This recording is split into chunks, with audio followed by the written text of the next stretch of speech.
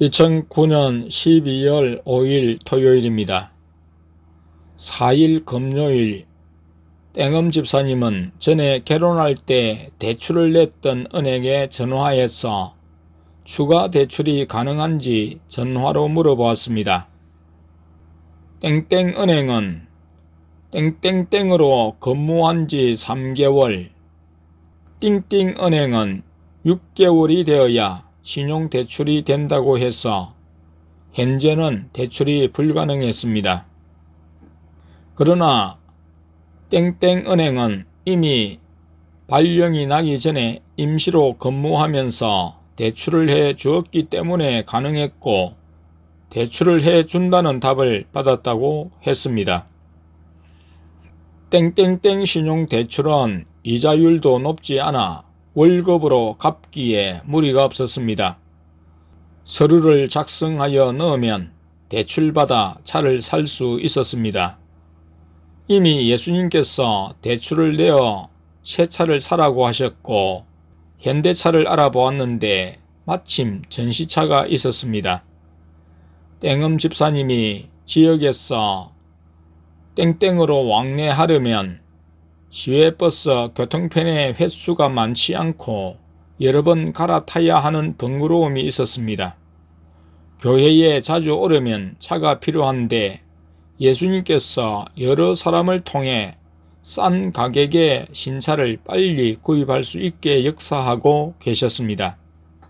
계약한 전시차는 3개월 된 차였고 여러 면에서 DC 혜택을 받게 되었습니다. 땡엄 집사님은 지금은 숙직실에서 머물지만 한 달쯤 지나면 이동하는 사람이 있어 관사로 들어갈 것 같다고 했습니다. 예수님께서 차 없는 성도님들에게 필요를 조차 차를 구입하게 하시고 계셨습니다. 우리에게도 차를 사주시면서 또한 차가 필요한 성도님들에게도 차를 갖게 역사하셨습니다. 2009년 12월 7일 월요일입니다. 오전에 자동차 영업 담당자로부터 전화가 왔습니다. 신차 구입 대금을 결제했고 차는 내일 나오는데 오늘 자동차 보험을 들었으면 한다고 했습니다. 마산 땡땡땡땡 교회에서 차 보험을 들었던 권사님이 지금까지 우리와 관계하고 후원함으로 권사님을 통해 보험에 가입했습니다. 연결된 보험사 본부장이 전화를 걸어와서 견적을 뽑아보고 최고 저렴한 보험사를 소개해 주었고 그 보험사로 하기로 했습니다. 차를 몰았던 2007년도에 할인율을 적용받아 생각했던 것보다 보험료가 많지 않았습니다. 예수님이 저녁 8시가 되기 전에 기도를 시키셨습니다. 그리고 성도님들이 와서 같이 기도한 지 얼마 지나 예수님께서 기도를 그만하게 하시고 우리 가족은 저녁 식사를 하게 하셨습니다. 땡소로 간다고 하셨습니다. 가면서 아내가 가족과 성도들의 주일 식사를 위한 김장김치를 담으려면 김치 냉장고가 필요하다고 둘째를 통해 예수님께 말씀드리자 예수님께서 식당으로 가던 발걸음을 돌려 식당 바로 1층에 있는 땡땡 전자대리점으로 가자고 하신다고 둘째가 대언했습니다. 예수님께서 둘째를 통해 나와 땡화 형제님은 2층 식당으로 가라고 하시며 지갑을 달라고 하셔서 지갑을 드리고 우리는 식당으로 갔습니다. 한참 후 가족들이 식당으로 올라왔는데 예수님이 다른 땡땡 대리점에 가서 할인가로 김치 냉장고를 구입하게 하셨다고 했습니다. 식사 후 교회로 오자 성도님들이 와 있었습니다. 예수님께서 다시 기도하라고 하셔서 기도했습니다. 기도 중에 아내가 땡범 집사님의 방언 소리를 듣고 혀를 굴리지 말라고 했습니다. 아내가 듣기로 마귀 방언하는 때와 같이 혀를 굴리는 소리를 내고 있었습니다. 아내가 졸면서 방언을 하지 말라고 하고 아내 가까이에 와서 방언을 하라고 했습니다. 땡순 성도님이 땡범 집사님의 방언을 듣다가 예수님이 아니라고 하신다고 했습니다. 다시 마귀 방언으로 바뀐 것이어서 혀를 굴리지 않고 방언을 한다고 해도 소용이 없었습니다. 예수님이 바뀐 방언으로 기도하지 말라고 하셨습니다. 회개하며 기도에 중심을 바치고 집에 가라고 하실 때까지 졸지 않고 훈련을 잘 받아야 했습니다.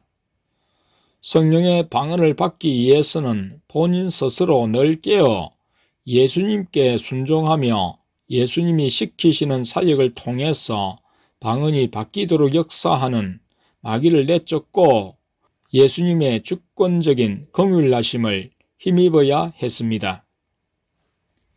예수님은 다른 사람들에게는 성령의 방언일지라도 제대로 믿음을 관리하지 못하면 마귀의 방언으로 바뀔 수 있음을 일부 초원교회 성도들의 상태를 통해 경고하십니다. 성도들에게 언제든지 예수님께 집중하고 늘 깨어 근신하며 살아야 함을 말씀하시며 결국 방언과 함께 구원을 간직하는 것도 예수님으로 말미암고 예수님께 속했음을 강조하십니다. 한 번 구원이 영원한 구원이 되려면 한 번 받은 성령의 방언이 계속 유지되어야 합니다. 그런데 예수님은 초원교회를 통해서 성령의 방언이 마귀 방언으로 바뀌는 일이 일어남을 보여주시면서 자의대로 편하게 예수님을 믿고 사는 사람들을 향해 너희들은 더 나은 줄 아느냐? 결코 아니며 더욱 심각한 상태에 있기에 예수님 앞에 나와 고침받기를 원하십니다. 삼위 하나님의 직접 인도 속에 훈련받는 초원교회 성도들에게도 이런 일이 일어나는데 너희는 어떻게 했느냐? 너희는 어떻게 하려느냐는 메시지를 보내십니다. 초원교회에 있어 음식을 구별하고 옷을 구별하고 화장을 구별한다고 다가 아닙니다. 모임에 참여하고 시간만 때운다고 다가 아닙니다. 진실로 마음에 예수님을 모시고 살며 순종해야 합니다. 이야기하며 있는 시간은 그냥 보내는 시간이 아닙니다. 훈련과 교육의 시간입니다. 예수님이 훈련하시는 시간입니다. 예수님의 훈련에 순종한다면 예수님이 가라고 하실 때까지 마음으로 기도하며 깨어 있어야 합니다. 마음을 죄와 마귀로부터 구별시켜야 합니다. 마음을 물 쏟듯 예수님께 쏟아야 합니다. 늘 예수님을 생각하고 예수님을 사모하며 예수님이 지켜보심을 알고 긴장하며 파수꾼처럼 깨어있어 자신을 관리하며 다른 사람을 시험에 들지 않게 하며 악에서 구해 주시기를 기도해야 합니다. 뇌가 보행자와 함께 달려도 피곤하면 어찌 능히 말과 갱주하겠느냐? 뇌가 평안한 땅에서는 무사하려니와 요단의 창이란 중에서는 어찌하려느냐? 에레미야 12장 5절. 그러므로 누구든지 나의 이 말을 듣고 행하는 자는 그 집을 반석 위에 지은 지혜로운 사람 같으리니 비가 내리고 창수가 나고 바람이 불어 그 집에 부딪히되 무너지지 아니하나니 이는 주초를 반석 위에 놓은 연고요. 나의 이 말을 듣고 행치 아니하는 자는 그 집을 모래 위에 지은 어리석은 사람 같으리니 비가 내리고 창수가 나고 바람이 불어 그 집에 부딪힘에 무너져 그 무너짐이 심하니라. 마태복음 7장 24절에서 27절.